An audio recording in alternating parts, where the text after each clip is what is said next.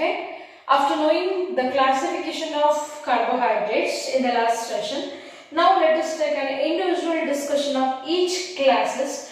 We are going to start with monosaccharides. So depending upon the number of products formed after hydrolysis, carbohydrates are divided into monosaccharides, oligosaccharides and polysaccharides. Let us have a discussion in each branches. We are going to start with monosaccharides now. So with these are the monosaccharides are the smallest repeated structures of carbohydrates. So carbohydrates are also biopolymers. In a biopolymer, the smallest repeated unit which cannot be further hydrolyzed to form polyhydroxyaldehydes and polyhydroxyketones are nothing but monosaccharides. In the last session itself, we knew about the definition regarding carbohydrates. Carbohydrates are the compounds containing carbon, hydrogen and oxygen, which is in the form of either aldehyde group or a ketonic group and contains a polyhydroxy number, and all carbohydrates are optically active because it contains a chiral carbon atom. So monosaccharides are also nothing but smallest repeated units are polyhydroxyaldehydes and polyhydroxyketones, which can be further hydrolyzed in order to get energy to the body or energy to the living beings. So finally, after hydrolysis, it gives carbon dioxide and water with the liberation of huge amount of energy. So these are the smallest unit which cannot be further hydrolyzed to get aldehydes and ketones. ಮತ್ತೆ ಇದನ್ನ hydrolyse ಮಾಡಿದ್ರೆ ನಮಗೆ aldehydes ketones ಸಿಗಲ್ಲ. Final product ಸಿಗ್ತದೆ ಏನು? Carbon dioxide and water with the liberation of huge amount of energy. So why we need to study carbohydrate in the sense? Because in our body every day we are consuming carbohydrate in order to gain energy. So carbohydrates are the energy boosters. So how they work? What are the internal structures of carbohydrate? What are the elements present in the carbohydrate? In order to know about all these things, we have to go individually, followed by monodisaccharides and polysaccharides with respect to the structure and function. Let's start with the monosaccharides now. As I said, monosaccharides are polyhydroxyaldehydes or polyhydroxyketones. We have to take both examples, each for polyhydroxyaldehyde and polyhydroxyketone. We are going to begin with the best example, evergreen best example for carbohydrate monosaccharide is nothing but glucose.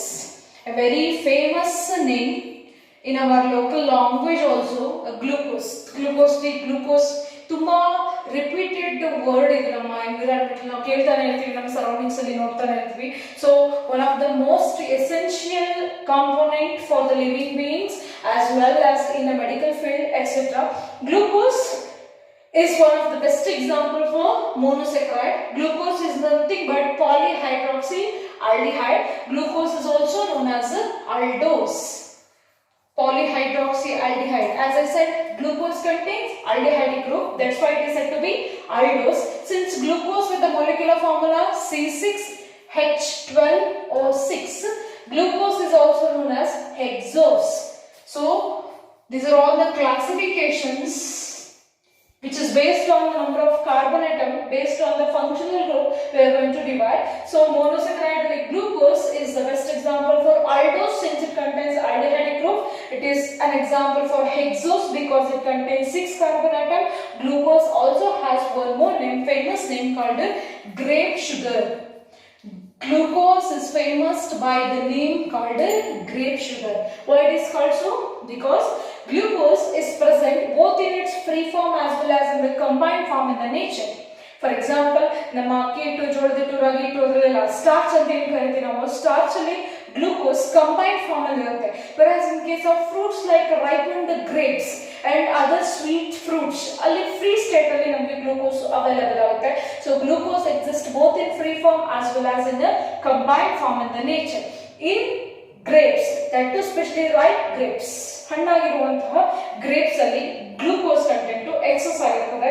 Free state ಅಲ್ಲಿ ನಮಗೆ glucose exist ಆಗಿದೆ. therefore glucose is also famous by its name called grape sugar. Now our intention is to study what the structure of glucose is and how it is prepared.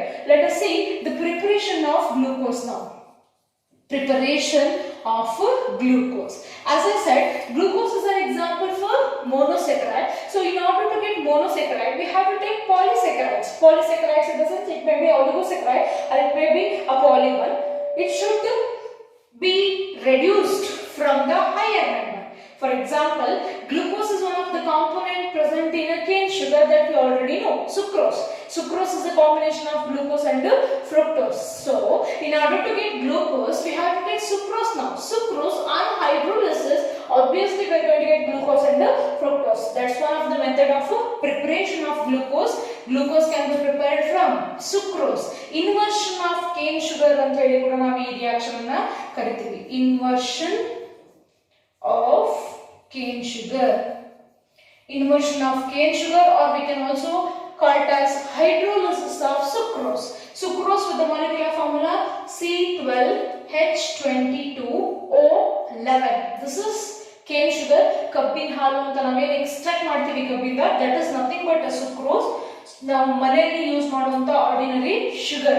Its composition is C12H22O11, which on hydrolysis in the sense reaction with the water, as I said, under the influence of acidic media. Dilute HCl you can consider, or also in the presence of dilute H2SO4. Under acidic condition, if sucrose is subjected to hydrolysis reaction with water, sucrose will divide it into two monosaccharides. One is glucose and the one is fructose, both having a molecular formula C6H12O6. So this is how we can prepare glucose by the hydrolysis of sucrose. This is first method of preparing glucose. So 2 mark in a question kuda rise ago possibilities ide makla. Write the preparation of glucose. Simply you have to write this equation with the explanation. Sucrose on hydrolysis in the presence of acidic media, we are going to get glucose and fructose. And one more important preparation of glucose is from starch. As I said, starch andre enu anta tilkobidi, manene use maduvanta hittu. Clear? That's nothing but flour, something called rice flour anta antivi. That is nothing but you can take it as a starch. Starch on hydrolysis. Hydrolysis of starch. Hydrolysis of starch.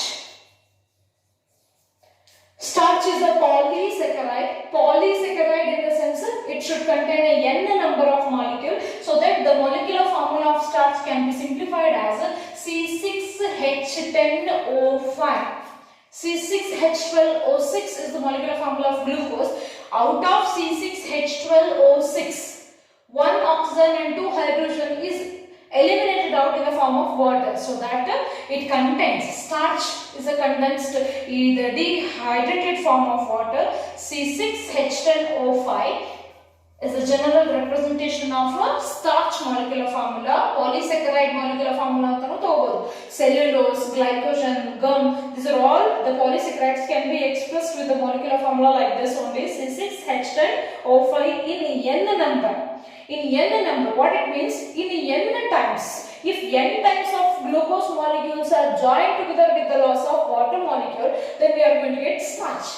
Now we have to do reverse reaction here.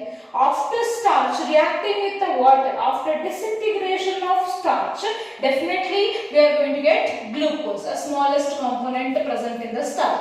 Again it is occurred under the influence of acidic media, 393 degree Kelvin, 2 to 3 atmospheric pressure we can maintain in order to crack the starch.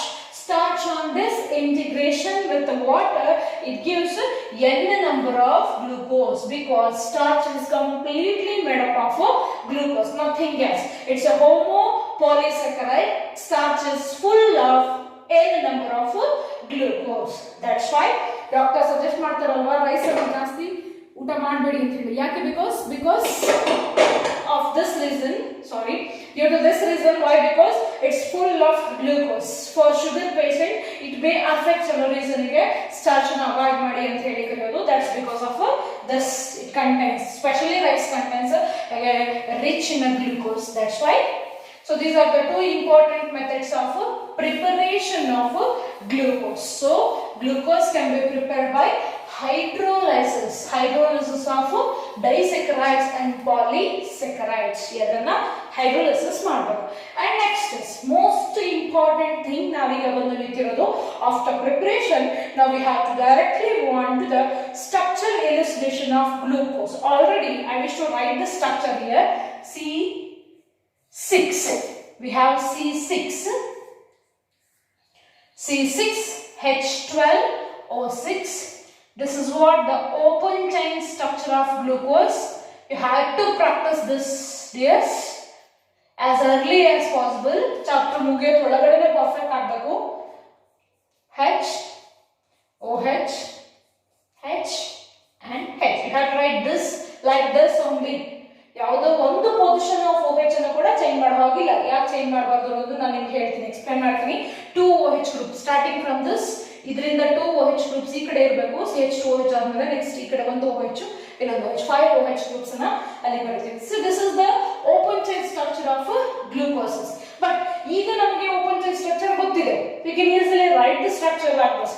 But how it is deduced, ಈ structure ನ ಯಾವ ತರ ಬರೆದ್ರು, ಹೇಗೆ ಬರೆದ್ರು, on what basis this structure is deduced ಅನ್ನೋದು ಬೇಕು. ಹಾಗಾಗಿ ಈ ಸ್ಟ್ರಕ್ಚರ್ ಇಲುಸಿಡೇಷನ್ ಬಗ್ಗೆ ನಾವು ಸ್ಟಡಿ ಮಾಡಬೇಕು. ಇಲುಸಿಡೇಷನ್ ಅಂತ ಅಂದ್ರೆ ಈ ಸ್ಟ್ರಕ್ಚರ್ ಹೇಗೆ ಬಂತು, ಯಾವ್ಯಾವ ರಿಯಾಕ್ಷನ್ಸ್ ನೆಲ್ಲ ಫಾಲೋ ಅಪ್ ಮಾಡಬೇಕು ನಾವು, ಇದರಲ್ಲಿ ಯಾವ ಫಂಕ್ಷನ್ ಗ್ರೂಪ್ ಇದೆ ನೋಡಿದ ತಕ್ಷಣ ನಾವು ಹೇಳ್ತೀವಿ this glucose contains aldehyde as a function group, OH, ಅದ್ರ ಜೊತೆಗೆ OH ಗ್ರೂಪ್ 5 OH ಗ್ರೂಪ್ಸ್ ಇದೆ and 6 carbon atoms long chain ಅಲ್ಲಿ ಇದೆ. Like that we can easily explain by seeing the structure. But structure ಬರೀಲಿಕ್ಕೆ ಬಂದ್ರೆ ಮಾತ್ರ ನಮ್ಗೆ ಇದನ್ನೆಲ್ಲ ಎಕ್ಸ್ಪ್ಲೇನ್ ಮಾಡಬೇಕು. ಹೌ ದ ಸ್ಟ್ರಕ್ಚರ್ ಇಸ್ ಎಲುಸಿಡೇಟೆಡ್, ಹಾಗೆ ಸ್ಟ್ರಕ್ಚರ್ ಯಾವ ಬೇಸಿಸ್ ಮೇಲೆ ಬರ್ತೀವಿ ನಾವು ಅಂದ್ರೆ there are certain reactions behind this structure. There are so many reactions are occurred. ಅದಾದ ಮೇಲೆ ಏನ್ ಮಾಡೋದು ಅಂದ್ರೆ ಈ ಸ್ಟ್ರಕ್ಚರ್ ಅನ್ನ ಬರ್ದು ನಮಗೆ open chain structure of glucose ಅಂತ ಕೊಟ್ಟಿದ್ದಾರೆ. and this is most important both for annual examination as well as for entrance examination. Remember one thing, you have to crack one question that will be there in a part A section in annual examination, and in most of the annual examination that 1 mark question is arrived on the basis of open chain structure elucidation. What I am now going to do, ಅದರ basis ಮೇಲೆ 1 mark ಅನ್ನು ಸುಮಾರು ಸರಿ examination ಅಲ್ಲಿ ಕೇಳಿದ್ದಾರೆ ಮಕ್ಕಳ. So give your complete concentration towards board. Now we are going to reduce the structure of this. Reduce. Let us see. Open chain. Why preferably open chain anta bararu annodu ಕೂಡ ನಿಮಗೆ answer ಸಿಗುತ್ತೆ ಮುಂದೆ. Open chain structure elucidation. Elucidation ಅಂತಂದ್ರೆ ತೆಗೆಯೋದು ಅಂತ ಅಷ್ಟೇ. Open chain structure elucidate ಮಾಡ್ತಾ ಇದೀವಿ, ಎಕ್ಸ್ಟ್ರಾಕ್ಟ್ ಮಾಡ್ತಾ ಇದೀವಿ ಅಂತಲ್ಲ. So nothing but elucidation. Open chain structure elucidation of glucose. We have to deduce the structure. now ಈ ಸ್ಟ್ರಕ್ಚರ್ ಅನ್ನ ಡೆಡ್ಯೂಸ್ ಮಾಡಬೇಕು. ಹೇಗೆ ಅದನ್ನ ನಾವು ಡೆಡ್ಯೂಸ್ ಮಾಡಿದ್ವಿ ಅನ್ನೋದನ್ನ ಮುಂಚೆ ಯಾವ ತರ ಸೈಂಟಿಸ್ಟ್ಗಳು ಅಲ್ಲಿ ಆಲ್ಡಿಹೈಡ್ ಇದೆ, OH ಗ್ರೂಪ್ ಇದೆ and 6 ಕಾರ್ಬನ್ ಆಟಮ್ಸ್ ಇದೆ, 5 ಹೈಡ್ರಾಕ್ಸಿಲ್ ಗ್ರೂಪ್ಸ್ ಇದೆ ಅನ್ನೋದ್ರ ಬಗ್ಗೆ ಇನ್ಫಾರ್ಮೇಶನ್ ಕೊಟ್ಟರು ಅನ್ನೋದು. Just like history about the open chain structure of glucose, ಅದನ್ನು ನಾವು ಈಗ ಸ್ಟಡಿ ಮಾಡ್ತಾ ಇದ್ದೀವಿ. and this is very much important. Give your complete concentration. Very very important both for annual as well for entrance examination. Before going, I wish to explain certain the background support to this structure elucidation. Since ಆ information ನಿಮ್ಗೆ ಗೊತ್ತಿದ್ರೆ ನಾನು explain ಮಾಡಬೇಕಾದ್ರೆ ಅರ್ಥ ಆಗ್ತದೆ ಮಕ್ಕಳು. So first concentrate ಮಾಡಿ. Already we know carbonyl group means what? Carbohydrates are the compounds containing either aldehydic group or ketonic group ಅಂತ yesterday class ಅಲ್ಲಿ ನೋಡಿದ್ವಿ ಅಲ್ವಾ. CHO is a functional group, represents aldehyde. C double bond O is a functional group which represents ketone, right?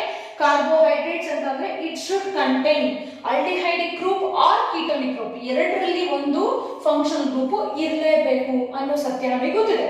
So aldehydes and ketones are togetherly known as, ಅದು ಎರಡನ್ನು ಸೇರಿ ನಾವು ಏನಂತ ಕರಿತೀವಿ, ಕಾರ್ಬೊನೈಲ್ ಗ್ರೂಪ್ ಅಂತ ಕರಿತೀವಿ. ಬಿಕಾಸ್ ಆಲ್ಡಿಹೈಡ್ CH4 ಸ್ಟ್ರಕ್ಚರ್ ಅನ್ನು ನೀಟಾಗಿ ಬರ್ದೆ ಅಂದ್ರೆ ಎಲಾಬ್ರೇಟ್ ಮಾಡಿ, C double bond OH means aldehyde allu C double bond O group ಇದೆ, ketonic group allu R dash, here it is R, general form of aldehyde and ketone. In aldehyde also we have C double bond O, in ketone also we have C double bond O, so that C double bond O iruvanತಹ functional group ಅನ್ನು ನಾವು carbonyl group ಅಂತ ಕರೀತೀವಿ. The major two types of carbonyl groups are aldehyde group as well as a ketonic group. ಈ ಎರಡು groups ಅನ್ನ togetherly known as carbonyl group ಅಂತ ಕರೀತೀವಿ. Understood? Next, aldehyde ketone nothing but carbonyl group ಇದೆ ಯಾವುದೋ ಒಂದು ಮಾಲಿಕ್ಯೂಲ್. ಈಗ carbohydrates ಅಂತಂದ್ರೆ it should contain carbonyl group ಅಲ್ವಾ. carbonyl group ಇದೆ ಅಥವಾ ಇಲ್ಲ ಅಂತ ಹೇಗೆ ಚೆಕ್ ಮಾಡ್ತಾರೆ ಅಂದ್ರೆ by some common reactions. For example, if C double bond O, nothing but it may be aldehyde or it may be ketone, right? Aldehyde ಅಥವಾ ketone ಯಾವುದಾದ್ರೂ in general carbonyl group ಅಂತ ಹೇಳಿ ಕರಿತೀವಿ.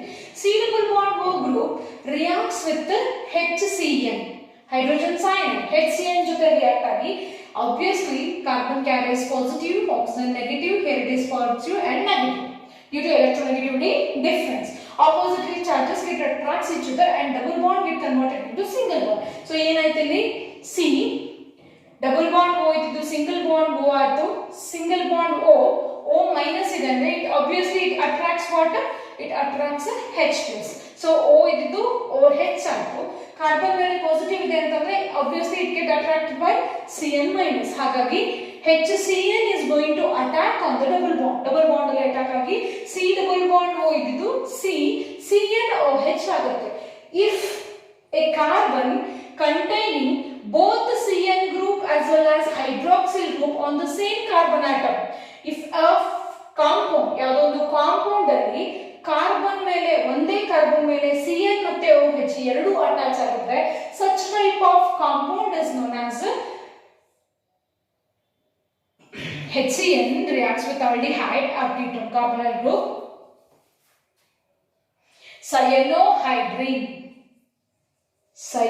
Cyanohydrine.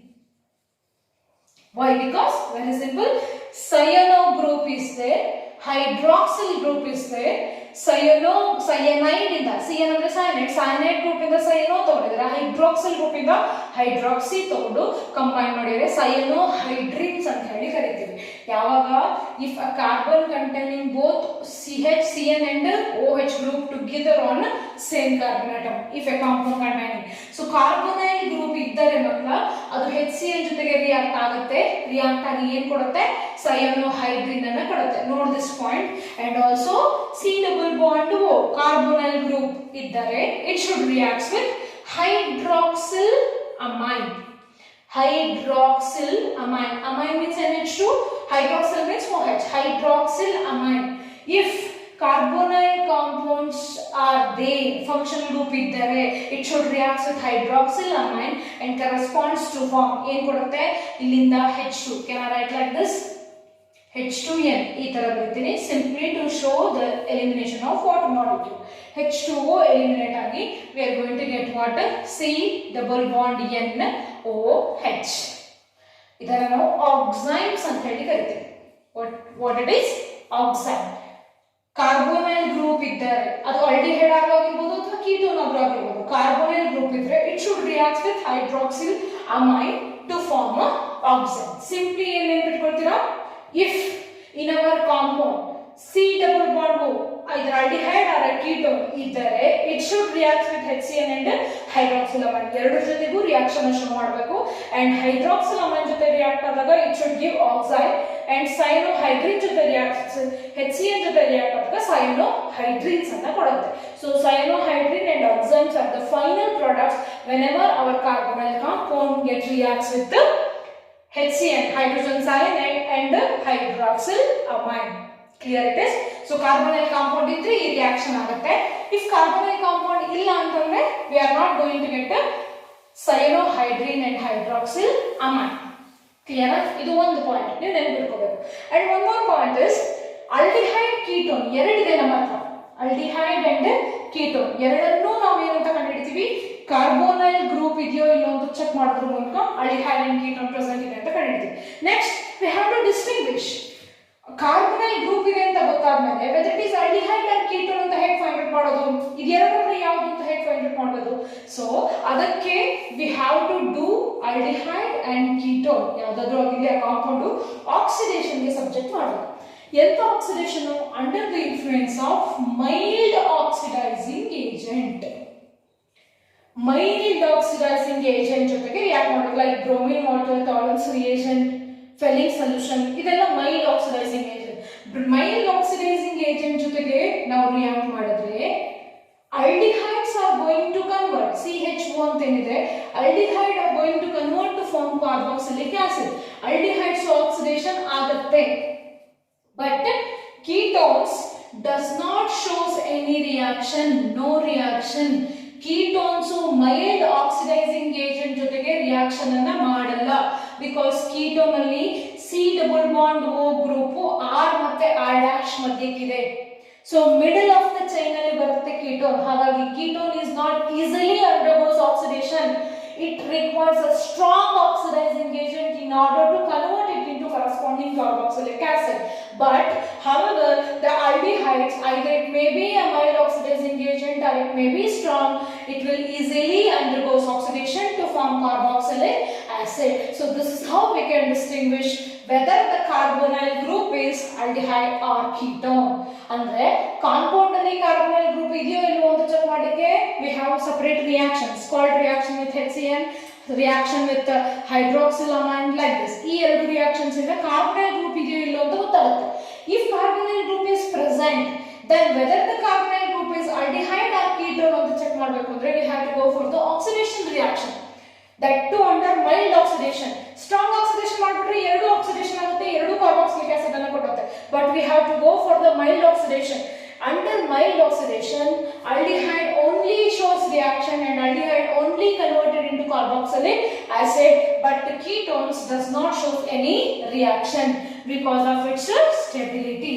ಮಧ್ಯದಲ್ಲಿದೆ, ಮಿಡಲ್ ಚೈನ್ ಅಲ್ಲಿ ಇದೆ, ಹಾಗಾಗಿ easily undergoing oxidation ಅಂತ ನಾವು ಎಲ್ಲಿ ನೋಡ್ತೀವಿ, aldehydes ಅಲ್ಲಿ ನೋಡ್ತೀವಿ. But this is not happens in case of ketones. So ಈ ಎರಡು point very much important to know about open chain structure elucidation. ಅದು ಅರ್ಥ ಆಗಬೇಕು ಅಂದ್ರೆ ಮಕ್ಕಳ you have to concentrate on these points. carbonyl group ಇದ್ರೆ ಹೇಗೆ ಫೈಂಡ್ ಔಟ್ ಮಾಡ್ತೀರಾ? If it is carbonyl group, aldehyde and ketone ಇದೆ ಅಂತಂದ್ರೆ how you are going to distinguish ಅನ್ನೋದನ್ನ ನಾವು ಕಾನ್ಸಂಟ್ರೇಟ್ ಮಾಡೋಣ. Now ಇದು ಸಪರೇಟ್ ಕ್ವೆಶ್ಚನ್. ಈ ಪೋರ್ಷನ್ ಈ ಪಾರ್ಟ್ ಅರ್ಥ ಆದ್ರೆ ಮಾತ್ರ ಇಲುಸಿಡೇಷನ್ ಅಲ್ಲಿ ಇರುವಂತಹ ರಿಯಾಕ್ಷನ್ಸ್ ಅರ್ಥ ಆಗುತ್ತೆ. And each and every reactions are very important for both examination. So keep your concentration towards this open chain structure elucidation of glucose. First ಗೆ ನಮ್ಗೆ ಏನೂ ಗೊತ್ತಿಲ್ಲ. ಇನಿಷಿಯಲಿ ಗ್ಲೂಕೋಸ್ ಅನ್ನೋ ಒಂದು ಹೊಸ ಕಾಂಪೌಂಡ್ ನಮಗೆ ಸಿಕ್ಕಿದೆ. ಸೊ ಆ ಗ್ಲೂಕೋಸ್ ಅಲ್ಲಿ ಯಾವ್ಯಾವ ಎಲಿಮೆಂಟ್ಸ್ ಇದೆ, ಎಲಿಮೆಂಟ್ಸ್ ಯಾವ್ಯಾವ್ದಿದೆ ಅಂತ ನೋಡ್ಲಿಕ್ಕೆ ನಾವು ಏನ್ ಮಾಡ್ತೀವಿ, ಎಲಿಮೆಂಟಲ್ ಅನಾಲಿಸಿಸ್ ಮಾಡ್ತೀವಿ. ಅಂಡ್ ಆ ಎಲಿಮೆಂಟ್ಸ್ ಎಷ್ಟೆಷ್ಟಿದೆ, ಎಷ್ಟು ಪರ್ಸೆಂಟೇಜ್ ಇದೆ ಅಂತ ಚೆಕ್ ಮಾಡ್ಲಿಕ್ಕೆ ಮಾಲಿಕ್ಯುಲರ್ ವೆಯ್ಟ್ ಅನ್ನ ಡಿಟರ್ಮೈನ್ ಮಾಡ್ತೀವಿ. So that the first step is, ಯಾರು ಮಾಡಿದ್ರು ನಾವು ಕಾನ್ಸಂಟ್ರೇಟ್ ಮಾಡ್ತಾ ಇರೋದು ಸ್ಟ್ರಕ್ಚರ್ ಮೇಲೆ ಆಗಿರೋದ್ರಿಂದ ಈ ಡಿಟರ್ಮಿನೇಷನ್ ಆಫ್ ಮಾಲಿಕ್ಯುಲರ್ ಫಾರ್ಮುಲಾ ಬಗ್ಗೆ ಸಿಂಪ್ಲಿ ಒಂದು ಲೈನ್ ಅಲ್ಲಿ ಹೇಳಿ ಬಿಡ್ತಾರೆ ಮಕ್ಕಳ. So that the glucose molecular formula is C6H12O6 ಅಂತ ಹೇಗೆ ಫೈಂಡ್ ಔಟ್ ಮಾಡಿದ್ರು ಅಂದ್ರೆ from elemental analysis. From elemental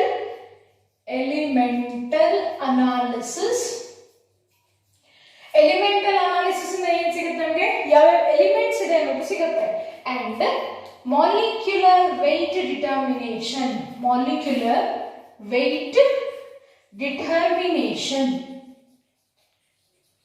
molecular weight determination ಇಂದ ಏನು ಹೇಳ್ತಾರ, molecular weight ನಮಗೆ ಸಿಗ್ತಾ ಹೋಗುತ್ತೆ. ಸಿಂಪ್ಲಿ ಇದನ್ನ ಹೇಳೋದಂದ್ರೆ ನೀವು ಮಕ್ಕಳ ಸಾಲ್ಟ್ ಅನಾಲಿಸಿಸ್ ಮಾಡ್ತಿರಲ್ವಾ, ಸಾಲ್ಟ್ ಅನಾಲಿಸಿಸ್ ಅಲ್ಲಿ ಯಾವ್ಯಾವ ರಾಡಿಕಲ್ ಇದೆ ಅಂತ ಫೈಂಡ್ ಔಟ್ ಮಾಡಿ ಫೈನಲಿ ನೀವು ಮಾಲಿಕ್ಯುಲರ್ ಫಾರ್ಮುಲಾನ ಬರೀತೀರಾ. If suppose Na+ and Cl- acid and basic radicals find out ಮಾಡಿದ್ರೆ ಫೈನಲಿ NaCl ಅಂತ ಬರೆಯುವ in the same manner.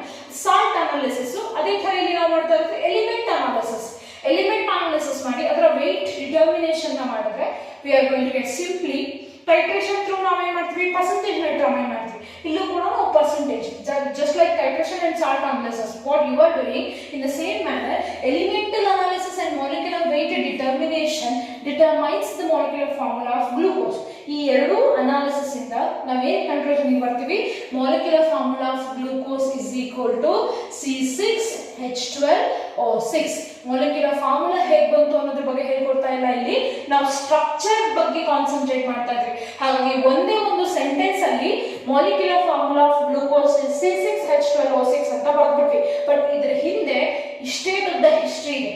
How to identify the carbon, hydrogen and oxygen present in the molecule. Already first PUC some basic techniques of organic chemistry, carbon detection, hydrogen detection, already ಓದಿದ್ರಿ, oxygen detection. In the same manner, element analysis and molecular weight determine ಮಾಡಿ C6H12O6 is the molecular formula of glucose ಅಂತ find out ಮಾಡಿದ್ರು. Next ಇದು structure ನ ಬರಿತಾ ಹೋಗಬೇಕು. ಅಂದ್ರೆ ಈ structure ಹೇಗೆ ಬಂತು ಅನ್ನೋದ್ರ ಬಗ್ಗೆ ನಾವೀಗ ಡಿಸ್ಕಸ್ ಮಾಡ್ತಾ ಇದ್ವಿ. ಒನ್ಸ್ ಅಗೇನ್ ನಾನು ಈ ಸ್ಟ್ರಕ್ಚರ್ ನ ರಬ್ ಮಾಡ್ಬಿಡ್ತೀನಿ. ಈಗ ಹೊಸದಾಗಿ ಡಿಡ್ಯೂಸ್ ಮಾಡೋದು, ಈ ಸ್ಟ್ರಕ್ಚರ್ ನಮ್ಮ ಮೈಂಡಲ್ಲಿ ಇಲ್ವೇ ಇಲ್ಲ ಅಂತ ತಿಳ್ಕೊಂಡು ಸ್ಟ್ರಕ್ಚರ್ ನ ಡಿಡ್ಯೂಸ್ ಮಾಡ್ತಾ ಹೋಗಬೇಕು. After knowing the molecular formula C6H12O6, next ಏನ್ ಮಾಡಿದ್ರು, ಯಾವುದೇ ಸ್ಟ್ರಕ್ಚರ್ ಬರಿಬೇಕು ಅಂದ್ರು ಫಸ್ಟ್ ನಮಗೆ ಏನ್ ಬೇಕು, ರೂಟ್ ವರ್ಡ್ ಬೇಕು. Root word in the sense how many number of carbon atoms are present in a long chain, right? So long chain ಅಲ್ಲಿ ಎಷ್ಟು ಕಾರ್ಬನ್ ಆಟಮ್ ಇದೆ ಅಂತ ಗೊತ್ತಾದ್ರೆ it is easy to write the structure. ಹಾಗಾಗಿ ಈ complete molecule ಅನ್ನ reduce ಮಾಡಿಬಿಡ್ತಾರೆ. Reduce ಮಾಡೋದ್ರಿಂದ ಏನಾಗುತ್ತೆ, reduction means removal of oxygen, addition of hydrogen. Other then oxygen nothing special element is present in glucose. Carbon hydrogen ಬಿಟ್ಟರೆ ಬೇರೆ ಯಾವುದೂ ಇಲ್ಲ. ಆಕ್ಸಿಜನ್ ಒಂದನ್ನು ನಾವು ರಿಮೂವ್ ಮಾಡಿದ್ರೆ, ಸೊ ದಟ್ ಆಫ್ಟರ್ ರಿಡಕ್ಷನ್ ಮಾಡೋದ್ರಿಂದ ಏನಾಗುತ್ತೆ, C glucose on reduction with reducing agent called hydrogen iodide in the presence of some heat, it will completely reduce glucose C6H12O6 completely reduced, and the reduction on the removal of oxygen, addition of hydrogen, complete ಆಗಿ 6 oxygen remove ಆಗಿ we are going to get N-hexane. N-hexane. You have to concentrate here. Small n indicates what? Total number of carbon atoms present in a long chain. ಅಂದ್ರೆ n ಯಾವಾಗ represent ಮಾಡ್ತೀವಿ ಅಂದ್ರೆ ಇರೋ ಎಲ್ಲಾ carbon atoms chain ಅಲ್ಲೇ ಇದಾವೆ ಅಂತ indicate ಮಾಡ್ತೀವಿ. ಸೊ ಲಾಂಗ್ ಚೈನ್ಸ್ ಇದ್ದಾಗ ಮಾತ್ರ ದೇರ್ ಇಸ್ ನೋ ಬ್ರಾಂಚಸ್ ಅಂತ ಅಂದಾಗ ಮಾತ್ರ ನಾವು n ಅನ್ನ ಪ್ರಿಫಿಕ್ಸ್ ಆಗಿ ಯೂಸ್ ಮಾಡ್ತೀವಿ while writing the name. So hexane ಮುಂದೆ n ಬರೆದಿದ್ದೀವಿ ಅಂತಂದ್ರೆ it is understood that all carbon atom, hex means 6, all carbon atoms having a single bond are in the long chain. ಈ equation ಇಂದ ನಮಗೆ ಏನು ಗೊತ್ತಾಯ್ತು, 6 carbon atom long chain ಅಲ್ಲಿ ಇದಾವೆ. 6 carbon atoms, removal of oxygen, addition of hydrogen ಅಷ್ಟೇ ಮಾಡಿರೋದು ನಾವು. ಹಾಗಾಗಿ ಇಲ್ಲಿ ಇರುವಂತಹ 6 ಕಾರ್ಬನ್ ಅಟಮ್ಸ್ ಕೂಡ ನಮಗೆ ಲಾಂಗ್ ಚೈನ್ ಅಲ್ಲಿ ಇದೆ. There is no branches. Glucose ಅಲ್ಲಿ ಯಾವುದೇ ರೀತಿ ಕಾರ್ಬನ್ ಬ್ರಾಂಚ್ ಇಲ್ಲ ಅನ್ನೋದನ್ನ ಈ ಈಕ್ವೇಷನ್ ಇಂಡಿಕೇಟ್ ಮಾಡುತ್ತೆ. ಸೊ ದಟ್ ಹೀಗೂ ಬರೀಬಹುದು ಮಕ್ಕಳ ನೀವು ಲಾಂಗ್ ಚೈನ್ 1 2 3 4 5 6. ಯೂಶುವಲಿ ನಾವು ಲಾಂಗ್ ಚೈನ್ ಅಂದ್ರೆ ಇದೇ ತರ ಬರ್ದು ರೂಢಿ ಆಗಿರುತ್ತೆ.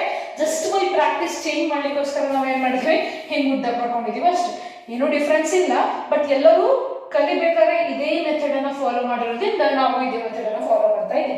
ಹೀಗೆ ಬರ್ಕೊಂಡು ಸ್ಟಡಿ ಮಾಡಿದ್ರೆ ತಪ್ಪಿಲ್ಲ. But in most what we are using the long chain ಅಂದ್ರೆ ಈ ತರ ರೆಪ್ರೆಸೆಂಟ್ ಮಾಡ್ತೀವಿ in order to know the structure. ಆಮೇಲೆ ಸೈಕ್ಲಿಕ್ ಕನ್ವರ್ಟ್ ಆಗುತ್ತೆ, ಸೊ ಅದು ಈಸಿ ಆಗುತ್ತೆ ಅನ್ನೋ ಉದ್ದೇಶಕ್ಕೆ ಲಾಂಗ್ ಚೈನ್ ಅನ್ನ ಬರ್ದಿದ್ದೀವಿ. ಸೊ 6 ಕಾರ್ಬನ್ ಅಟಮ್ಸ್ ಕೂಡ ಒಂದೇ ಚೈನ್ ಅಲ್ಲಿ ಇದೆ, ಯಾವುದೇ ರೀತಿ ಬ್ರಾಂಚಸ್ ಅಲ್ಲಿ ಇಲ್ಲ. ಈ ಈಕ್ವೇಷನ್ ಇಂದ ಇನ್ಫಾರ್ಮೇಶನ್ ಸಿಕ್ತು. ಆಯ್ತಾ? ಕ್ವಶನ್ ಕೇಳ್ಬೋದು, ಏನಂತ ಕೇಳ್ಬೋದು, which reaction indicates the presence of all 6 carbon atoms in a long chain? Or write the reaction which supports for the formation of N-hexane, which supports for the 6 carbon atom present in the long chain. And the question ಕೇಳಿದ್ರೆ you have to write the structure. ಈ equation ಬರ್ಕೊಂಡು structure ಬರಲಿ. ಈ equation ಏನ್ ಹೇಳುತ್ತೆ, glucose on reduction with hydrogen iodide in presence of heat it will reduce to N-hexane. N-hexane structure ಬರಲಿ ಅಂದ್ರೆ CH3 CH2 4 times CH3, and that there is no branches at all. ಯಾವುದೇ ರೀತಿ branch ಇಲ್ಲ. N hexane ಬಂದ್ಬಿಟ್ಟು instead of oxygen ಏನ್ add ಮಾಡ್ತಾ ಹೋಗಿದ್ವಿ, hydrogen ಅನ್ನ ಆಡ್ ಮಾಡ್ತಾ ಹೋಗಿದ್ವಿ. So that n hexane indicates the presence of 6 carbon atoms in chain, 6 carbon in long chain ಅನ್ನೋದನ್ನ ಇಂಡಿಕೇಟ್ ಮಾಡುತ್ತೆ. ಓಕೆನಾ, ಇದು ಸೆಕೆಂಡ್ ಸ್ಟೆಪ್ ಅಲ್ಲಿ ನಮಗೆ ಸಿಕ್ಕಿರುವಂತಹ ಇನ್ಫಾರ್ಮೇಶನ್. ಫಸ್ಟ್ ಸ್ಟೆಪ್ ಇಂದ ಮಾಲಿಕ್ಯುಲರ್ ಫಾರ್ಮುಲಾ ಸಿಕ್ತು, ನೆಕ್ಸ್ಟ್ ಸ್ಟೆಪ್ ಅಲ್ಲಿ ಎಲ್ಲಾ ಕಾರ್ಬನ್ ಆಟಮ್ಸ್ ಲಾಂಗ್ ಚೈನ್ ಅಲ್ಲಿ ಇದೆ ಅನ್ನೋದು ಸಿಕ್ತು. ನೆಕ್ಸ್ಟ್ ಥರ್ಡ್ ಸ್ಟೆಪ್ ಅಲ್ಲಿ ಯಾವ ಫಂಕ್ಷನಲ್ ಗ್ರೂಪ್ ಇದೆ ಹಾಗಾದ್ರೆ ಅನ್ನೋದನ್ನ ಚೆಕ್ ಮಾಡಬೇಕು. ನಮಗೆ ಆಲ್ರೆಡಿ ಮಾಲಿಕ್ಯುಲರ್ ಫಾರ್ಮುಲಾ ಗೊತ್ತಿದೆ, C6H12O6. C6H12O6 ಅದರಲ್ಲಿ ಕಾರ್ಬನ್, ಹೈಡ್ರೋಜನ್ ಅಂಡ್ ಆಕ್ಸಿಜನ್ ಮಾತ್ರ ಇರೋದು. So what are the functional groups ಅಂತ ಅಂದ ತಕ್ಷಣ ಫಸ್ಟ್ ಮೈಲಿಗೆ ಬರೋದು ಬೇಸಿಕ್ ಫಂಕ್ಷನ್ ಗ್ರೂಪ್. ಯಾವುದು? Carbonyl group. Carbon is there and oxygen is there ಅಂದಾಗ ಬೇಸಿಕ್ ಕಾರ್ಬನೈಲ್ ಗ್ರೂಪ್ ಇರಬಹುದಾ ಅಂತ ಚೆಕ್ ಮಾಡಬೇಕು. ನಾನು ಆಲ್ರೆಡಿ ನಿಮಗೆ ಇನ್ಫಾರ್ಮೇಶನ್ ಕೊಡ್ತೀನಿ, ಕಾರ್ಬನೈಲ್ ಗ್ರೂಪ್ ಇದೆಯೋ ಇಲ್ವೋ ಅಂತ ಚೆಕ್ ಮಾಡಿದ್ವಿ. We have so many reactions, but ನಾವು ಕನ್ಸಿಡರ್ ಮಾಡ್ತಾ ಇರೋದು 2 reactions. ಯಾವುದು? reaction with HCl and reaction with hydroxyl amine. In order to know the functional group, ಯಾವ functional group present ಇದೆ ಅನ್ನೋದಕ್ಕೆ we have to go for these reactions. Glucose on reacts with HCl. ನಮ್ಗೆ already ಗೊತ್ತಿದೆ, ಏನು ಯಾವುದೋ ಒಂದು compound carbonyl group ಇದ್ದರೆ ಅದರಲ್ಲಿ it should react with HCl ಅಂತ, ಹೈಡ್ರೋಜನ್ ಸೈನೈಡ್ ಜೊತೆ ರಿಯಾಕ್ಟ್ ಆಗಬೇಕು. And the wonder is glucose also shows reaction with HCl ಜೊತೆ ರಿಯಾಕ್ಟ್ ಮಾಡ್ತು and it forms corresponding glucose cyanohydrin. Glucose cyanohydrin ಅನ್ನ ಕೊಡ್ತು. ಸೊ ಪ್ರಾಡಕ್ಟ್ ಏನ್ ಬಂದ್ಬಿಟ್ಟು ನಮಗೆ HCl ಜೊತೆ ರಿಯಾಕ್ಟ್ ಆದಾಗ ಸಯನೋಹೈಡ್ರಿನ್ ಬರ್ತಾ ಇದೆ ಅಂದರೆ the glucose contains carbonyl group. ಈ ರಿಯಾಕ್ಷನ್ ಇಂದ ನಮಗೆ ಏನು ಗೊತ್ತಾಯ್ತು? it contains carbonyl group. C double bond O group ಏನಂತೀವಿ? carbonyl group ಇದೆ ಎಂದು ಕನ್ಫರ್ಮ್ ಆಯ್ತು. presence of carbonyl group. This equation supports the presence of carbonyl group ಇದೆ ಅನ್ನೋದು ಗೊತ್ತಾಯ್ತು. ಇನ್ನೊಂದು ರಿಯಾಕ್ಷನ್ ಬೇಕಾದ್ರೆ ಮಾಡಿ ನಾವು ನೋಡಬಹುದು. if you want I can write the structure. Glucose ನ ಸ್ಟ್ರಕ್ಚರ್ ನ ಹೀಗೂ ಬರುತ್ತೆ ಮಕ್ಕಳ, CHOH 4 ಟೈಮ್ಸ್ ಇರುತ್ತೆ ಅಂಡ್ CH2OH. ಇದು ಪ್ರೈಮರಿ ಆಲ್ಕೋಹಾಲ್. ಬರ್ತೀನಿ ನಾನು ಅಲ್ಲಿಗೆ. CHOH 4 times, this is 4 times CH2OH. ಈ ತರನು ಶಾರ್ಟ್ ಆಗಿ ಬರೀಬಹುದು glucose. Glucose on reacts with HCl give rise to CHO aldehyde group ಇದೆ, ಅದು ಮಾತ್ರ HCl ಜೊತೆ ರಿಯಾಕ್ಟ್ ಆಗ್ತದೆ. ಈಗ ನಮ್ಗೆ aldehyde ಕೀಟೋನೋ ಗೊತ್ತಿಲ್ಲ, ಗ್ಲೂಕೋಸ್ ಅಲ್ಲಿ ಕಾರ್ಬನೈಲ್ ಗ್ರೂಪ್ ಇದೆ ಅಂತ ಮಾತ್ರ ಗೊತ್ತು, ಬಟ್ ನಮಗೆ ಆಲ್ರೆಡಿ ಗೊತ್ತಿರೋದನ್ನ CHO ಅಂತ ಬರ್ತಿದ್ದೀನಿ ಅಷ್ಟೇ. It shows a reaction and to form OH CNH, CHOH 4 times CH2OH.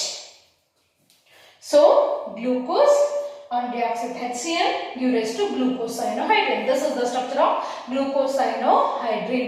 So glucose cyanohydrin ಇದೆ ಅಂತಂದ್ರೆ it should contain definitely carbonyl group. C double bond O group ಇದೆ ಅನ್ನೋದು ನಮಗೆ ಕನ್ಫರ್ಮ್ ಆಗುತ್ತೆ. ಇನ್ನೊಂದು ರಿಯಾಕ್ಷನ್ ಮಾಡಿ ನೋಡಬಹುದು, ಯಾವುದು? as I said, hydroxyl amine. Hydroxyl amine with the molecular formula NH2OH. When glucose reacts with hydroxyl amine, it should give oxide. Oxide anna kodbeku, and glucose also produces glucoxide. Glucose kuda namige ಏನು ಕೊಡ್ಬಿಡ್ತು? glucoxide ಅನ್ನ ಕೊಡ್ತು. That means it's having a structure like this. Whenever glucose reacts with the NH2OH, hydroxyl amine ಜೊತೆ react ಆದಾಗ C double bond O ಮಾತ್ರ react ಆಗುತ್ತೆ. as I said, ಇಲ್ಲಿ C double bond O ಇದೆ, H ಇದೆ, CHO. C double bond O reacts with hydroxyl amine, H2O eliminate ಆಗುತ್ತೆ. So double bond NOH. This is the structure of a glucoxide. Glucoxide birth. So compound hydroxyl amine ಜೊತೆ react ಆಗಿ ಗ್ಲುಕಾಕ್ಸೈಡ್ ಬರ್ತಾ ಇದೆ ಅಂತಂದ್ರೆ the compound should contain carbonyl group ಅನ್ನೋದು confirm ಆಗುತ್ತೆ. Again one question ಅನ್ನು ಕೇಳ್ತಾರೆ ಮಕ್ಕಳ, which reactions are write the reactions which supports for the presence of carbonyl group as a functional group in the glucose. carbonyl group ಇದೆ ಅಂತ ಹೇಗೆ prove ಮಾಡ್ತೀರಾ ಅಂತ ಹೇಳಿದ್ರೆ you have to write these two reactions. Reaction with HCl and reaction with the hydroxyl amine.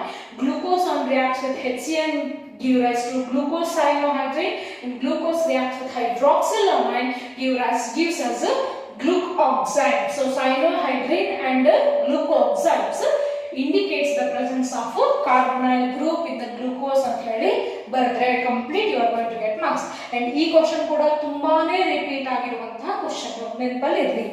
ನಮ್ಗೆ ಈಗ ಒಂದು doubt ಹುಟ್ಟತ್ತೆ ಮಕ್ಕಳು, ಕಾರ್ಬೊನೈಲ್ ಗ್ರೂಪ್ ಇದೆ ಅಂತ ಏನೋ ಗೊತ್ತಾಯ್ತು, ಬಟ್ ಕಾರ್ಬೊನೈಲ್ ಗ್ರೂಪ್ ಅಂತಂದ್ರೆ ಅದು ಆಲ್ಡಿಹೈಡ್ ಗ್ರೂಪ್ ಅಥವಾ ಕೀಟೋನಿಕ್ ಗ್ರೂಪ್ ಅಲ್ವಾ? ಕಾರ್ಬೊನೈಲ್ ಗ್ರೂಪ್ ಅಂತಂದ್ರೆ ನಮಗೆ ಎರಡು ಫಂಕ್ಷನಲ್ ಗ್ರೂಪ್ ನೆನಪಿಗೆ ಬರುತ್ತೆ. C+O HR ಅಂತಿದ್ರೆ ಅದನ್ನ ಆಲ್ಡಿಹೈಡ್ ಅಂತೀವಿ. C+O ನಿಮ್ಗೆ ಹಿಂಗೆ ಬರೀತೀನಿ, ಪದೇ ಪದೇ ಬರೆದು ರೂಢಿ ಆಗಿದೆ, ಸೊ ಡಿಸ್ಟರ್ಬ್ ಮಾಡಲ್ಲ ನಿಮ್ಮ ಮೈಂಡ್ ಅನ್ನ.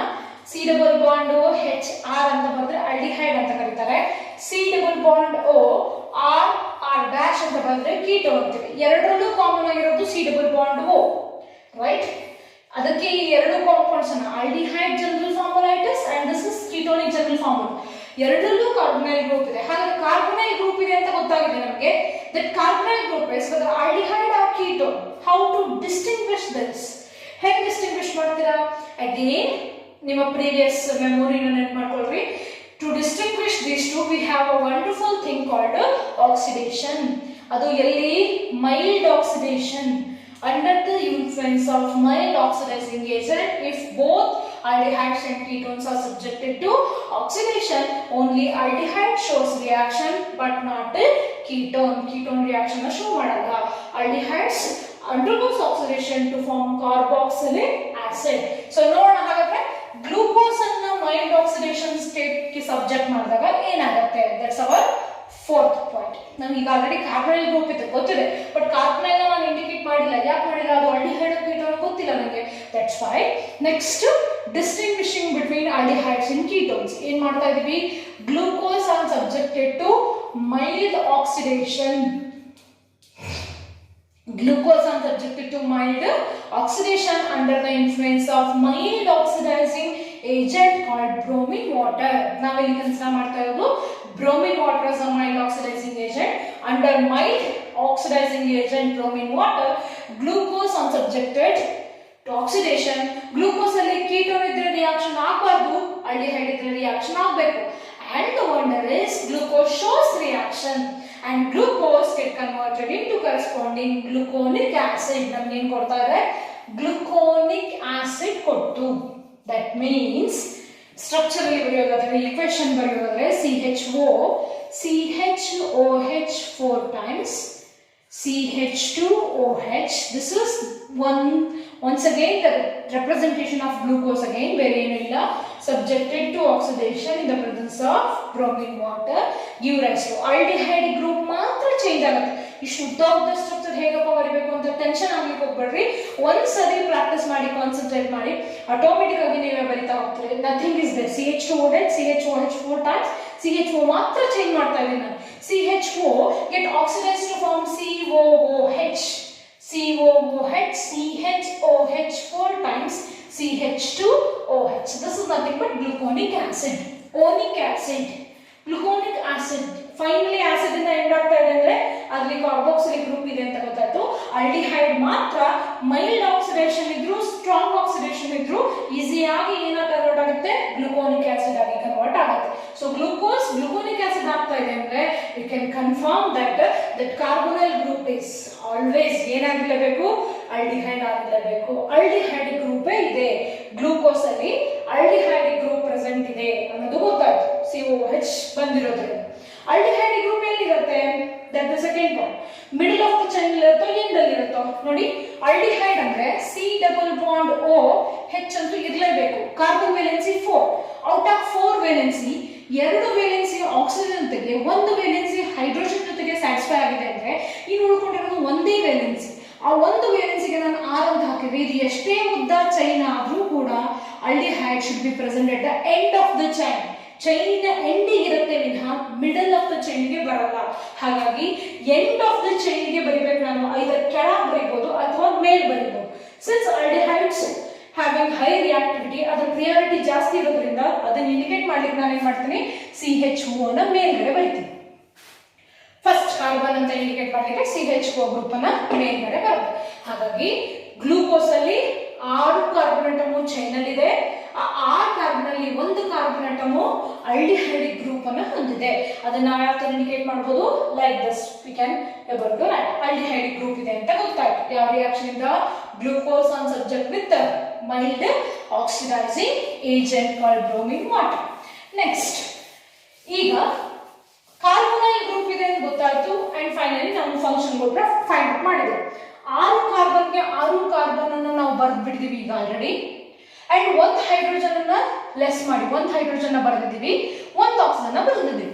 ಏನು ಉಳಿತು ಈಗ, C6H12O6 ಅಲ್ಲಿ 6 ಕಾರ್ಬನ್ ಅಟಮ್ಸ್ ಹೋಗಿದೆ, ಒಂದು ಹೈಡ್ರೋಜನ್ ಅಟಮ್ ಹೋಗಿದೆ, ಒಂದು ಆಕ್ಸಿಜನ್ ಅಟಮ್ ಹೋಗಿದೆ. What is remaining?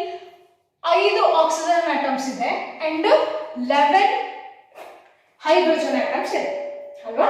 ಉಳ್ಕೊಂಡಿರೋದು ನಾವು ಬರೀದೇ ಇರೋದು, ಸ್ಟ್ರಕ್ಚರ್ ಬರೀದೇ ಇರೋದು ಏನಿದೆ, ಒಂದು ಹೈಡ್ರೋಜನ್ ಇದೆ, ಇನ್ನೊಂದು ಆಕ್ಸಿಜನ್ ಇದೆ. ಸೊ ಹೈಡ್ರೋಜನ್ ಅಂಡ್ ಆಕ್ಸಿಜನ್ ಮಾತ್ರ ಇದೆ ಅಂತಂದ್ರೆ ಯಾವ ಫಂಕ್ಷನಲ್ ಗ್ರೂಪ್ ನ ಎಕ್ಸ್ಪೆಕ್ಟ್ ಮಾಡ್ತೀರಾ? OH ಇದೆ ಅಂತಂದ್ರೆ ಆಬ್ವಿಯಸ್ಲಿ ಯಾವ ಫಂಕ್ಷನಲ್ ಗ್ರೂಪ್ ಇರಬೇಕು ಅಂತ ಅನ್ಸುತ್ತೆ ನಿಮಗೆ? ಇಟ್ಸ್ ಆಲ್ಕೋಹಾಲಿಕ್ ಗ್ರೂಪ್ ಅಂದ್ರೆ ಹೈಡ್ರಾಕ್ಸಿಲಿಕ್ ಗ್ರೂಪ್ ಇರಬೇಕು ಅನ್ಸುತ್ತೆ. So next is for detection of hydroxyl group. Hydroxyl group ಇದೆಯೋ ಇಲ್ಲವೋ ಅಂತ ಚೆಕ್ ಮಾಡಲಿಕ್ಕೆ ನಾವು ಫೈಂಡ್ ಔಟ್ ಮಾಡ್ತೀವಿ. ಅದಕ್ಕೂ ಮುಂಚೆ ಒಂಚೂರು ಬ್ಯಾಕ್ ಸಪೋರ್ಟ್ ಅನ್ನ ಕೊಡ್ತೀನಿ ನೋಡಿ. ROH ಇದೆ ಅನ್ಕೊಳ್ಳಿ ಮಕ್ಕಳು, ಆಲ್ಕೋಹಾಲಿಕ್ ಗ್ರೂಪ್ ಇದ್ದರೆ, ಹೈಡ್ರಾಕ್ಸಿಲ್ ಗ್ರೂಪ್ ಇದ್ರೆ ಅದನ್ನ ಅಸಿಟೈಲೇಷನ್ ಮಾಡಿದ್ರೆ, ಅಸಿಟೈಲೇಷನ್ ಅಂತಂದ್ರೆ ರಿಯಾಕ್ಷನ್ ವಿತ್ ಅಸಿಟೈಲ್ ಗ್ರೂಪ್. ಈ ಗ್ರೂಪ್ ಅನ್ನು ಏನಂತ ಕರೀತಾರೆ? ಅಸಿಟೈಲ್ ಗ್ರೂಪ್ ಅಂತ ಕರೀತಾರೆ. ಸೊ ಅಸಿಟೈಲೇಷನ್ ಮಾಡ್ತಾ ಇದೀವಿ ಅಂದ್ರೆ ಏನಾಗುತ್ತೆ, ಇಲ್ಲಿ ಏನಿದ್ರು ಅದು ಎಲಿಮಿನೇಟ್ ಆಗುತ್ತೆ. ಫಾರ್ ಎಕ್ಸಾಂಪಲ್ ಅಸಿಟೈಲ್ ಕ್ಲೋರೈಡ್ ಅನ್ನ ತಗೊಂಡಿದ್ದೀವಿ ಅಂದ್ರೆ HCl ಎಲಿಮಿನೇಟ್ ಆಗುತ್ತೆ ಅನ್ಕೊಳ್ಳಿ. So what you are going to get? RO instead of H ಇದ್ದ ಜಾಗದಲ್ಲಿ ಏನ್ ಬರುತ್ತೆ? C≡O CH3 ಬಂದು ಅಟ್ಯಾಕ್ ಆಗುತ್ತೆ ಅಷ್ಟೇ. ಇಲ್ಲಿ ಎಷ್ಟು OH ಗ್ರೂಪ್ ಇರುತ್ತೋ ಅಷ್ಟು C≡O CH3 ಗ್ರೂಪ್ ಅಟ್ಯಾಕ್ ಆಗುತ್ತೆ with the elimination of some small members. ಇಲ್ಲಿ ನಾನು Cl ತಗೊಂಡಿದ್ದೀನಿ, ಹಾಗಾಗಿ HCl ಎಲಿಮಿನೇಟ್ ಆಯ್ತು. OH ಅನ್ನು ತಗೊಂಡೆ ಅಂದ್ರೆ H2O ಎಲಿಮಿನೇಟ್ ಆಗುತ್ತೆ ಅಷ್ಟೇ. ಅನ್ಹೈಡ್ರೇಟ್ ನ ತಗೊಂಡೆ ಅಂದ್ರೆ ಅನ್ಹೈಡ್ರೇಟ್ ಅಸಿಟಿಕ್ ಆಸಿಡ್ ಎಲಿಮಿನೇಟ್ ಆಗುತ್ತೆ. ಸೊ ಅಸಿಟೈಲ್ ಗ್ರೂಪ್ ಇರುವಂತಹ ಕಾಂಪೋನೆಂಟ್ ತಗೊಂಡು ಅಸಿಟೈಲೇಷನ್ ಮಾಡಿದಾಗ ಹೈಡ್ರಾಕ್ಸಿಲ್ ಗ್ರೂಪ್ ಇಸ್ ಅಸಿಟೈಲೇಟೆಡ್. ಎಷ್ಟು ಹೈಡ್ರಾಕ್ಸಿಲ್ ಗ್ರೂಪ್ ಇರುತ್ತೋ ಅಷ್ಟು ಅಸಿಟೈಲೇಷನ್ ಆಗುತ್ತೆ. ಇಲ್ಲಿ ಒಂದು ಹೈಡ್ರಾಕ್ಸಿಲ್ ಗ್ರೂಪ್ ಇದೆ, ಹಾಗಾಗಿ ಒಂದು ಅಸಿಟೈಲ್ ಗ್ರೂಪ್ ಬಂದು ಆಡ್ ಆಯ್ತು. ಅರ್ಥ ಆಯ್ತಾ? ಈಗ ಡೈರೆಕ್ಟ್ ಆಗಿ ಓಪನ್ ಸೈನ್ಸ್ ಇಲಿಸ್ಟ್ರೇಷನ್ ಗೆ ಮಾಡಿ. ಅಗೇನ್ ಗ್ಲೂಕೋಸ್ ಅನ್ನು ರಿಯಾಕ್ಟ್ ಮಾಡ ಹಾಗೆ when glucose is subjected to acetylation, glucose is subjected to acetylation under the influence of acetic anhydride. Acetic anhydride ನಾನು ಅವಾಗಲೇ ತಗೊಂಡಿದ್ದು ಅಸಿಟೈಲ್ ಕ್ಲೋರೈಡ್, ಇಲ್ಲಿ ಬರೀತಾ ಇರೋದು ಅಸಿಟಿಕ್ ಅನ್ಹೈಡ್ರೈಡ್. ಯಾಕಂದ್ರೆ ಟೆಕ್ಸ್ಟ್ ಅಲ್ಲಿ ಅನ್ಹೈಡ್ರೈಡ್ ಇದೆ, ಸೊ ಕನ್ಫ್ಯೂಸ್ ಆಗಬೇಡಿ. ಅಸಿಟಿಕ್ ಅನ್ಹೈಡ್ರೈಡ್ ಅಲ್ಲೂ ಕೂಡ ಯಾವ ಗ್ರೂಪ್ ಇರುತ್ತೆ? C≡O CH3 ಗ್ರೂಪ್ ಇರುತ್ತೆ. ಎನ್ ನಂಬರ್ ಕನ್ಸಿಡರ್ ಮಾಡಿದ್ವಿ. ಕ್ಲಿಯರ್? ಇದನ್ನೇ ನಾವು ಅಸಿಟೈಲ್ ಗ್ರೂಪ್ ಅಂತ ಹೇಳಿ C≡O CH3 group. Glucose on acetylation under the influence of acetic anhydride gives us glucose pentaacetate. Pentaacetate ನೆನಪಲ್ಲಿಟ್ಕೊಳ್ಳಿ. Glucose on acetylation give rise to glucose pentaacetate. Penta in the sense ಒಂದು OH group ಇದ್ರೆ ಒಂದು acetylation ಆಗ್ತದೆ. Glucose ಅಲ್ಲಿ ಪೆಂಟಾಅಸಿಟೈಲೇಷನ್ ಆಗಿದೆ ಅಂತಂದ್ರೆ ಎಷ್ಟು OH group ಇದೆ ಅಂತ ಅರ್ಥ. Its 5 OH groups are present. This reaction indicates the presence of 5 OH group in the glucose. Glucose ಅಲ್ಲಿ 5 OH group ಇದೆ ಅನ್ನೋದು ಇಂಡಿಕೇಟ್ ಆಯ್ತು. ಗ್ಲೂಕೋಸ್ ನಾನು ಬೇಕಾಗಿದ್ರೆ ಸ್ಟ್ರಕ್ಚರ್ ಬರೆಯೋದಾದ್ರೆ, ಈಕ್ವೇಷನ್ ಅಲ್ಲಿ ಬರೆಯೋದಾದ್ರೆ CHOCHOH 4 times CH2OH. ನೀವೇ ಎಣಿಸಿ, ನಿಮಗೆ ಗೊತ್ತಾಗುತ್ತೆ. ಇದು ಓಪನ್ ಚೈನ್ ಸ್ಟ್ರಕ್ಚರ್. ಒಂದು OH ಪ್ಲಸ್ 4 OH ಎಷ್ಟಾಯ್ತು? 5 OH ಗ್ರೂಪ್ ಇದೆ. 5 OH ಗ್ರೂಪ್ ಅನ್ನ ಅಸಿಟೈಲೇಷನ್ ಮಾಡಿದ್ರೆ ಏನಾಯ್ತು? CHO CHO H ಇದ್ದ ಜಾಗದಲ್ಲಿ ಏನು ಬರಬೇಕು? COCH3 ಬರಬೇಕಷ್ಟೇ. C≡O CH3 4 times CH2O COCH3. This is pentacetate. Glucose pentacetate. ಇರೋ ಎಲ್ಲಾ OH ಗ್ರೂಪ್ acetylation ಆಯ್ತು. So by this reaction ಏನ್ ಕನ್ಕ್ಲೂಷನ್ ಗೆ ಬರ್ತೀವಿ ಮಕ್ಕಳ? ಗ್ಲೂಕೋಸ್ ಅಲ್ಲಿ 5 OH ಗ್ರೂಪ್ಸ್ ಇದಾವೆ ಅನ್ನೋದು ಕನ್ಫರ್ಮ್ ಆಯ್ತು. ಹಾಗಾದ್ರೆ ಆ 5 OH ಗ್ರೂಪ್ ಅನ್ನ ನಾನೀಗ ಬರೀಬೇಕು ಅಲ್ವಾ. ಸೊ ಬರೆಯೋಣ ಹಾಗಾದ್ರೆ 1 OH ಗ್ರೂಪು, 2, 3, 4, 5 OH ಗ್ರೂಪ್ ಅನ್ನ ಮೆನ್ಷನ್ ಮಾಡಿ. ಕ್ಲಿಯರಾ? So 1 2 3 4 5 OH groups. 5 OH groups ಬರ್ದಿದ್ದೀರಾ ಅಂತಂದ್ರೆ ಏನ್ ಮೀನಿಂಗ್ ಮಕ್ಕಳ? ಈ ರಿಮೈನಿಂಗ್ H11O5 ಗೆ 5 ಆಕ್ಸಿಜನ್ ನ ರಿಮೂವ್ ಮಾಡಿ ಅಂಡ್ ರಿಮೈನಿಂಗ್ 5 ಹೈಡ್ರೋಜನ್ ನ ರಿಮೂವ್ ಮಾಡಿ. 5 ಹೈಡ್ರೋಜನ್ 5 ಆಕ್ಸಿಜನ್ ಹೋಯ್ತು ಅಂದ್ರೆ ಉಳಿಯೋದೇನು? Only hydrogen. 6 ಹೈಡ್ರೋಜನ್ ಉಳಿದಿದೆ.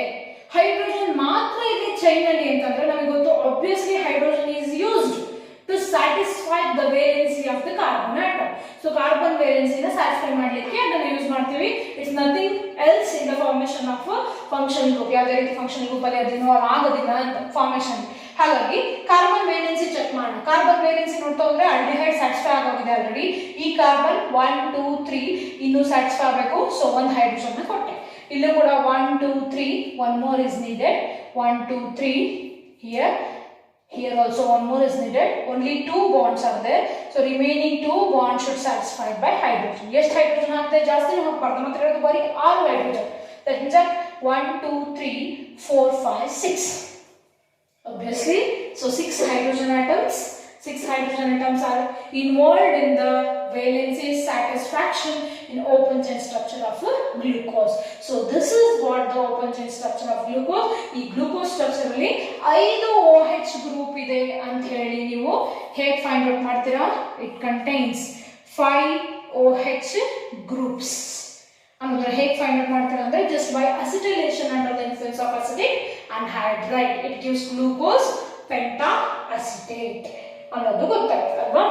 So this is your 5th reaction.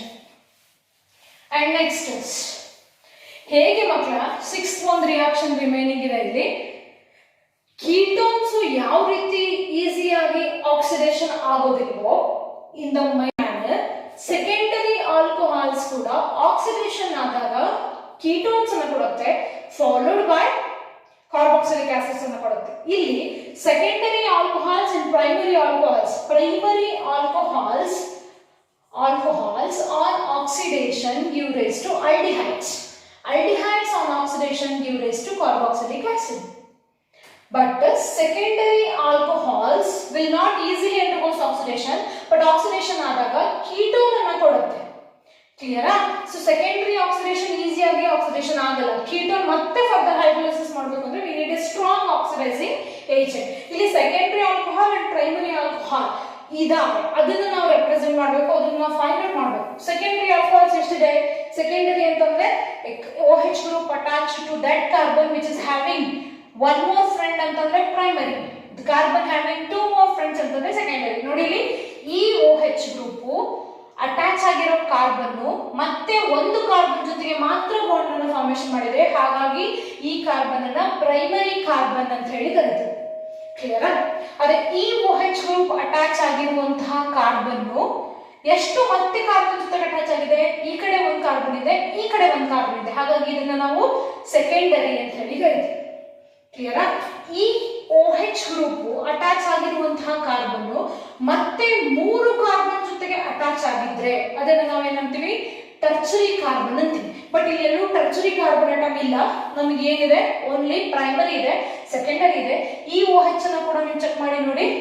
Secondary, this OH is also secondary, this OH is also secondary. ಹಾಗಾದ್ರೆ ಇದೆಲ್ಲದೂ secondary. Secondary is not easily undergoes oxidation. ಎಷ್ಟು primary OH groups ಇದೆ ಅಂತಂದ್ರೆ only 1 primary OH group ಇದೆ. ಅದು last chain, last ಅಲ್ಲಿ end ಅಲ್ಲಿ ಇರುವಂತಹ ಕಾರ್ಬನ್ ಪ್ರೈಮರಿ ಆಲ್ಕೋಹಾಲ್ ಅನ್ನು ಹೊಂದಿದೆ. ಸೊ ಪ್ರೈಮರಿ ಆಲ್ಕೋಹಾಲ್ ಇದೆ ಅಂತ ಹೇಗೆ ಫೈಂಡ್ ಔಟ್ ಮಾಡೋದು? Primary alcohol easily undergoes oxidation. Alcohol oxidation ಆಗಿ ಆಲ್ಡಿಹೈಡ್ ಆಗುತ್ತೆ, ಆಲ್ಡಿಹೈಡ್ ಆಕ್ಸಿಡೇಷನ್ ಆಗಿ ಕಾರ್ಬಾಕ್ಸಿಲಿಕ್ ಆಸಿಡ್ ಆಗುತ್ತೆ. ಸೊ ಪ್ರೈಮರಿ ಆಲ್ಕೋಹಾಲ್ ಇದ್ರೆ ಮತ್ತೆ ಅದು ಏನಾಗಿ ಕನ್ವರ್ಟ್ ಆಗುತ್ತೆ? ಆಲ್ಡಿಹೈಡ್ ಆಗುತ್ತೆ. ಬೋತ್ ಆಲ್ಡಿಹೈಡ್ ಗ್ರೂಪ್ಸ್ ಏನಾಗುತ್ತೆ? ಕಾರ್ಬಾಕ್ಸಿಲಿಕ್ ಆಸಿಡ್ ಆಗುತ್ತೆ. ಸೊ ದಟ್ ಅದನ್ನ ಫೈಂಡ್ ಔಟ್ ಮಾಡಲಿಕ್ಕೆ ನಾವು ಏನ್ ಮಾಡ್ತಾ ಇದ್ವಿ? Glucose is subjected to oxidation under the influence of strong oxidising agent. Strong oxidising agent called HNO3. HNO3 ಜೊತೆಗೆ ಆಕ್ಸಿಡೇಷನ್ ಮಾಡಿದಾಗ ನಮ್ಗೆ ಏನ್ ಬಂತು? ಸೆಕ್ಯಾರಿಕ್ ಆಸಿಡ್ ಬಂತು. saccharic acid. ನೋಟ್ ಮಾಡ್ಕೊಳ್ರಿ. ಅಂಡ್ ಸಕ್ಯಾರಿಕ್ ಆಸಿಡ್ ನೀವು ಗ್ಲುಕೋನಿಕ್ ಆಸಿಡ್ ಅನ್ನ ಆಕ್ಸಿಡೈಸ್ ಮಾಡಿದ್ರು ಬರುತ್ತೆ. ಗ್ಲುಕೋನಿಕ್ ಆಸಿಡ್ ಅನ್ನ oxidation under the influence of HNO3. Gluconic acid ನ ಆಕ್ಸಿಡೇಷನ್ ಮಾಡಿದ್ರು ಸಕ್ಯಾರಿಕ್ ಆಸಿಡ್ ಬಂತು. ಗ್ಲೂಕೋಸ್ ನ ಆಕ್ಸಿಡೇಷನ್ ಮಾಡಿದ್ರು ಸಕ್ಯಾರಿಕ್ ಆಸಿಡ್ ಬಂತು. ಗ್ಲೂಕೋಸ್ ಸಕ್ಯಾರಿಕ್ ಆಸಿಡ್ ನ ಸ್ಟ್ರಕ್ಚರ್ ಏನಿದೆ ನೋಡಿ, COOH, CHOH 4 times COOH. ಅಂದ್ರೆ ಮೇಲೂ COOH ಕೆಳಗಡೆನೂ COOH. ಇದನ್ನೇನಂತೀವಿ ಸಕ್ಯಾರಿಕ್ ಆಸಿಡ್ ಅಂತ ಹೇಳಿ ಕರಿತೀವಿ. ಈ ಸಕ್ಯಾರಿಕ್ ಆಸಿಡ್ ಗ್ಲುಕೋನಿಕ್ ಆಸಿಡ್ ಇಂದಲೂ ಬರುತ್ತೆ. COOH, CHOH 4 times CH2OH. Gluconic acid structure ನಮಗೆ ಗೊತ್ತಿದೆ ನೋಡಿ. ಗ್ಲುಕೋನಿಕ್ ಆಸಿಡ್ ಆಕ್ಸಿಡೇಷನ್ ಮಾಡಿದಾಗ ಸಕ್ಯಾರಿಕ್ ಆಸಿಡ್ ಬರ್ತಾ ಇದೆ. ಗ್ಲುಕೋನಿಕ್ ಆಸಿಡ್ ಅಲ್ಲಿ ಆಲ್ರೆಡಿ ಒಂದು COOH ಗ್ರೂಪ್ ಇದೆ. ಇನ್ನೊಂದು COOH ಗ್ರೂಪ್ ಯಾವ್ದ್ರಿಂದ ಬಂದಿರೋದು? ಪ್ರೈಮರಿ ಆಲ್ಕೋಹಾಲ್ ಇಂದ ಬಂದಿರೋದು. ಹಾಗಾದ್ರೆ CH2OH ಗ್ರೂಪ್ ಗ್ಲುಕೋನಿಕ್ ಆಸಿಡ್ ಅಲ್ಲಿ ಇದೆ. ಹಾಗಾದ್ರೆ ಗ್ಲೂಕೋಸ್ ಅನ್ನ ಆಕ್ಸಿಡೇಷನ್ ಮಾಡಿದ್ರು ಕೂಡ ಸಕ್ಯಾರಿಕ್ ಆಸಿಡ್ ಬರ್ತಾ ಇದೆ ಅಂದ್ರೆ ಗ್ಲೂಕೋಸ್ ಅಲ್ಲಿ ಏನಿರಬೇಕು? ಒಂದು CHO ಗ್ರೂಪ್, ಆಮೇಲೆ ಗ್ಲುಕೋನಿಕ್ ಆಸಿಡ್ ಕೊಟ್ಟಿತ್ತು, ನೆನಪಿದೆ ಅಲ್ವಾ? ಸೊ CHO ಗ್ರೂಪ್ ಇದೆ, CHOH 4 times ಇದೆ. ಈಸಿಯಾಗಿ ಮತ್ತೆ CHO ಗ್ರೂಪ್ ಇಲ್ಲ, ಎರಡು CHO ಗ್ರೂಪ್ ಇಲ್ಲ, ಒಂದೇ ಗ್ಲುಕೋನಿಕ್ ಆಸಿಡ್ ಸಿಕ್ಕಿದೆ ನಮ್ಗೆ ಅವಾಗಲೇ. ಸೊ ಎರಡು CHO ಗ್ರೂಪ್ ಇಲ್ಲ ಅಂದ್ರೆ ಈಸಿಯಾಗಿ COH ಕನ್ವರ್ಟ್ ಆಗಬೇಕು ಅಂದ್ರೆ it should contain primary alcohol. ಇಲ್ಲೂ ಕೂಡ CH2OH ಗ್ರೂಪ್ ಇರಲೇಬೇಕು ಅನ್ನೋದನ್ನ ಫೈಂಡ್ ಔಟ್ ಮಾಡ್ತಾರೆ by treating glucose with concentrated HNO3. This reaction indicate the presence of primary alcoholic group. Question ತುಂಬಾ ಕ್ಲಿಯರ್ ಆಗಿರುತ್ತೆ annual examination ಗೆ. How we are going to identify the presence of pentacetate ಅಥವಾ 5-hydroxyl group ಅಂತ ಕೇಳಿದ್ರೆ ಅಸ್ಟಿಲೇಷನ್ ಮಾಡಬೇಕು. 5-hydroxyl ಬದಲಾಗಿ ಒಂದೇ hydroxyl, ಅದು ಪ್ರೈಮರಿ ಆಲ್ಕೋಹಾಲಿಕ್ ಬಗ್ಗೆ ಕ್ವಶನ್ ಇತ್ತು ಅಂತಂದ್ರೆ you have to subject glucose to strong oxidation under the influence of HNO3. ಇಲ್ಲಿ ಕಾನ್ಸೆಪ್ಟ್ ತುಂಬಾ ಕ್ಲಿಯರ್ ಇದೆ. ಗ್ಲುಕೋನಿಕ್ ಆಸಿಡ್ ಸಕ್ಯಾರಿಕ್ ಆಸಿಡ್ ನ ಕೊಡ್ತಾ ಇದೆ. ಗ್ಲುಕೋನಿಕ್ ಆಸಿಡ್ ಅಲ್ಲಿ CH2OH ಗ್ರೂಪ್ ಇದೆ. ಈಸಿಯಾಗಿ ಆಲ್ಕೋಹಾಲಿಕ್ ಗ್ರೂಪ್ ಕಾರ್ಬಾಕ್ಸಿಲಿಕ್ ಆಸಿಡ್ ಆಗಿ ಕನ್ವರ್ಟ್ ಆಗುತ್ತೆ. ಅಂಡ್ ಗ್ಲೂಕೋಸ್ ಅಲ್ಲಿ ಆಲ್ರೆಡಿ ಒಂದು ಆಲ್ಡಿಹೈಡಿಕ್ ಗ್ರೂಪ್ ಇದೆ. ರಿಮೈನಿಂಗ್ ಎಲ್ಲದೂ ಆಲ್ಕೋಹಾಲಿಕ್ ಗ್ರೂಪ್ಸ್. ಆ ಆಲ್ಕೋಹಾಲಿಕ್ ಗ್ರೂಪ್ ಅಲ್ಲಿ 4 ಸೆಕೆಂಡರಿ ಆಲ್ಕೋಹಾಲ್ ಇದೆ, ಒಂದೇ ಒಂದು ಪ್ರೈಮರಿ ಇದೆ ಅಂತ ನಾವು ಬರ್ದಿದ್ದೀವಿ. ಸೊ ಅದನ್ನ ಪ್ರೂವ್ ಮಾಡಬೇಕು ಅಂತಂದ್ರೆ ಆ ಒಂದು ಪ್ರೈಮರಿ ಆಲ್ಕೋಹಾಲ್ ಇದ್ದಿದ್ದೇ ನಿಜ ಆದ್ರೆ ಈಸಿಯಾಗಿ ಅದು ಏನಾಗಬೇಕು? ಆಕ್ಸಿಡೇಷನ್ ಆಗಬೇಕು. And it shows oxidation easily and to form corresponding saccharic acid. Saccharic acid ಅನ್ನ ಕೊಡ್ತಾ ಇದೆ. ಹಾಗಾಗಿ glucose also having a similar structure to that of our gluconic acid corresponding saccharic acid ಅಂತ ಡೆಡ್ಯೂಸ್ ಮಾಡಿ ಫೈನಲಿ ಒಂದು open chain structure of glucose ಅನ್ನ ಕೊಡ್ತಾರೆ. So open chain structure of glucose containing C6H12O6 having 1 aldehyde group and 5 hydroxyl group in an alternative manner. Already now I know ಬರಿಬೇಕಾದ structure ನ 5 OH group ಇದೆ ಅಂತ ಹೇಳಿದೆ, but 4 OH group ಅನ್ನ left right side ಗೆ ಬರ್ಬಿಟ್ಟು ಒಂದೇ ಒಂದು OH ನ ಲೆಫ್ಟ್ ಸೈಡ್ ಗೆ ಬರ್ದಿದೆ. ಯಾಕೆ ಆಲ್ಟರ್ನೇಟಿವ್ ಬರ್ದಿದ್ರೆ ಮ್ಯಾಮ್? ಒಂದೇ OH ಗ್ರೂಪ್ ನ ಈ ಕಡೆ ಯಾಕೆ ಬರೆದ್ರಿ? ಇದನ್ನ ಈ ಕಡೆ ಬರೆದ್ರೆ ಏನಾಗುತ್ತೆ? all this OH group if I written in the left side only, what it happens? ಆ ತರ ಕ್ವೆಶ್ಚನ್ಸ್ ರೈಸ್ ಆಗುತ್ತೆ ನಿಮಗೆ. Definitely it has a particular answer and we are going to see that particular answer in my next session. So before going to the next session, first you have to perfect with the open chain structure elucidation of a glucose. Practice this structure and come to the next session. Thank you.